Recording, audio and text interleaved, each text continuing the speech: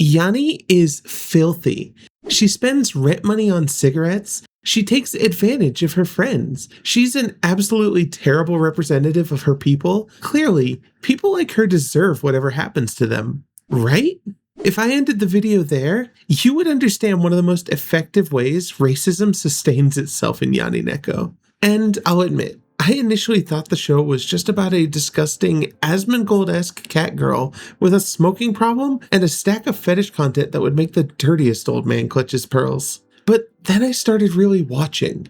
Not just Yani, but the world around her. Yaniko stopped looking like one uniquely dysfunctional woman, and instead the most visible result of a system that wasn't set up to support her in the first place. It comes across so naturally that it barely feels like the anime is pausing to explain it. And honestly, that's the part of it that made it feel so familiar to me. Not because I experience racial oppression, I don't, but I do know what it feels like to move through systems built around someone else's life, and then be treated like an inconvenience when those systems fail to account for you. Yani Neko does not present us with a loud, boisterous politician screaming about beastfolk.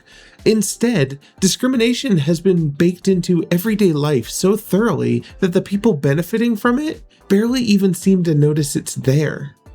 Take one incredibly small example: surnames. Most humans in this world have them, but beastfolk do not. The anime explains this so casually that we are left to assume that it's common knowledge. It's simply how beastfolk identities work. So logically, schools and other institutions should already be designed around that reality. But when Hame Neko receives the results of one of her school tests, points have been taken away because she didn't provide a surname. No amount of studying could have fixed that.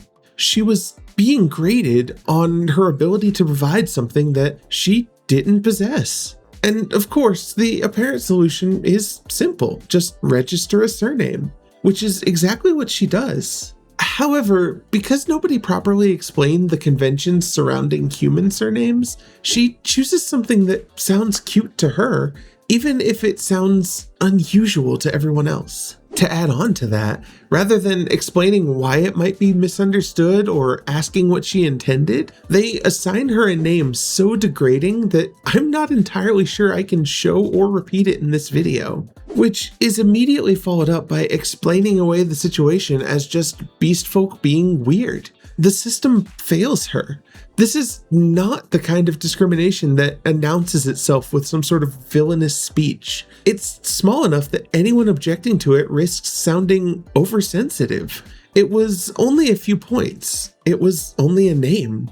But people who have spent their lives navigating systems built around someone else may recognize that mechanism immediately. A tiny assumption stops being tiny when it follows you into every part of your life. They affect which schools will take you seriously, which employers see you as worth investing in, and how many mistakes you're allowed to make before everyone decides that you were always destined to fail anyhow. And then episode 5, the most recent at the time of writing this, dropped. And all of this became so much harder to ignore. The girls pull out an old copy of The Game of Life Beastfolk Edition, and somehow a children's board game manages to be one of the most racist things in this entire anime. And I do want to make this clear, it's an old game, so while it's not a perfect representation of how beastfolk are treated today, it gives us a glimpse into this world's history, when beastfolk were openly treated as second-class citizens.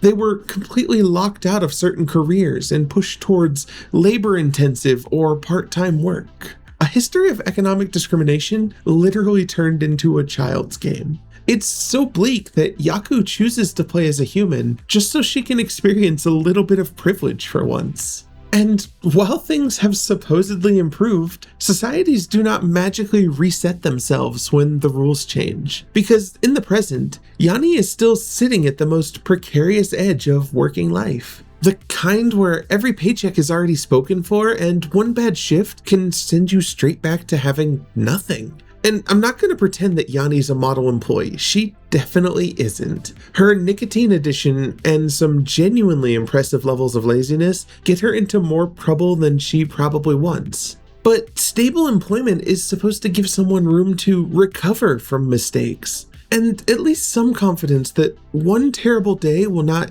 immediately threaten every other aspect of your life. Yani never seems to have that. No chances to work towards a future because every day must be spent worrying about the present. When every job feels temporary, I can understand why there's no passion behind her eyes while she's doing it. It's a self-reinforcing cycle. And just as a side note, for all of his intricacies, Yani's landlord has the patience of a minor god. Considering what Yani has done to that apartment, offering her the chance to work off the rent instead of immediately evicting her is almost saintly. Being in a situation like this where you depend on the kindness of a single individual to remain housed, that's terrifying. Her landlord does not need to be cruel for the power imbalance to exist. He controls whether or not she keeps her home. It's just another way that inequality can become invisible. We look at a person with power being kind, and we stop asking why someone else's basic safety and needs depend on that kindness in the first place.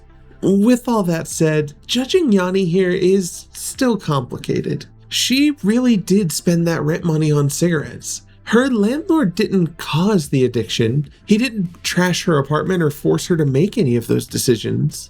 But personal responsibility doesn't erase the difference between someone making a terrible decision from a stable position and someone making it while standing one lost shift away from homelessness. Yani is digging the hole deeper. But the question is whether she was ever standing on level ground when she started. Because if her life has always been this precarious, then cigarette addiction isn't just something that caused the problem, it's a crutch to help her survive it as well. Addiction doesn't develop in a vacuum any more than personal responsibility does.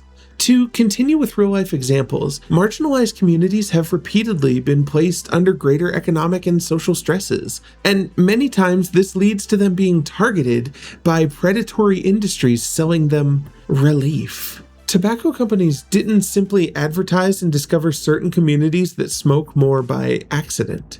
They purposefully studied marginalized populations. There was even an entire campaign from a tobacco company that's entire purpose was to promote cigarettes to gay and unhoused people, seeing them as nothing but an easy mark. And that campaign's name, I cannot make this up, was Project Scum.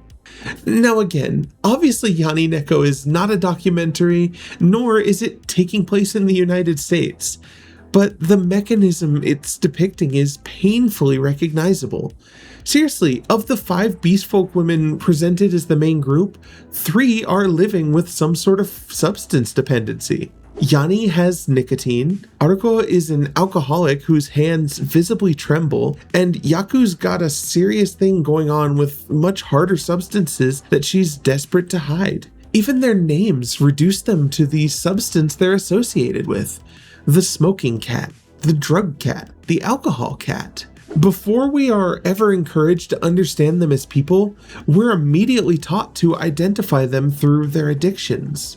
While the anime has not shown the cause of this to be truly the result of some sort of societal anti-beastfolk plan, and I'm certainly drawing assumptions based on a bit of conjecture, seeing more than half of the beastfolk women that we're introduced to suffering from some sort of dependency or living in the economic margins of society, that's a pattern that becomes difficult to ignore. Yani Neko does not present any of this like a serious political drama.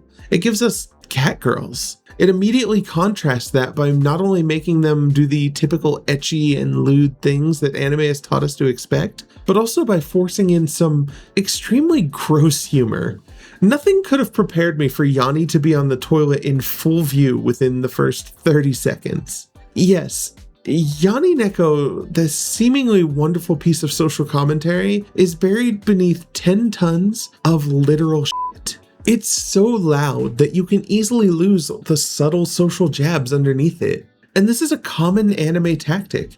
Anime absolutely loves hiding serious things underneath the unbelievable amount of fan service that they give us. Like underneath all the skimpy outfits. Kill la Kill tackles fascism, body shaming, and overbearing parents, all through fights where one gentle breeze could end the entire costume department. Hiding serious commentary beneath fan service isn't automatically clever. Sometimes it does more harm to the message than it helps.